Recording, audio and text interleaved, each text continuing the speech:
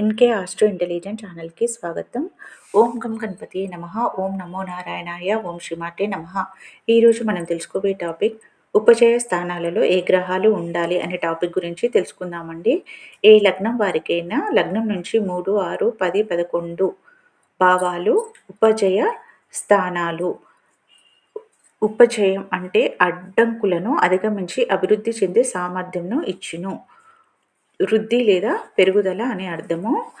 3, 6, 10, 11 భావాలలో పాపగ్రహాలు అనబడే సూర్యుడు, కుజుడు, శని, రాహు, కేతు ఎవరికైతే ఉంటారో వారికి మంచి రిజల్ట్స్ అనేది ఉండును. 3 అనగా కమ్యూనికేషన్, 6 అనగా రుణ రోగ శత్రుస్థానము, 10 అనగా కర్మ, 11 గెయిన్ కోరికల స్థానము.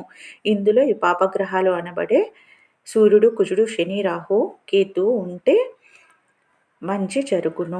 మంచి రిజల్ట్ అనేది ఇచ్చును. నేను పెట్టే వీడియోలు మీకు నోటిఫికేషన్గా రావాలంటే ప్లీజ్ లైక్, షేర్, సబ్స్క్రైబ్, పక్కనే ఉన్న బెల్ ఐకాన్ని ప్రెస్ చేయండి. ధన్యవాదాలు.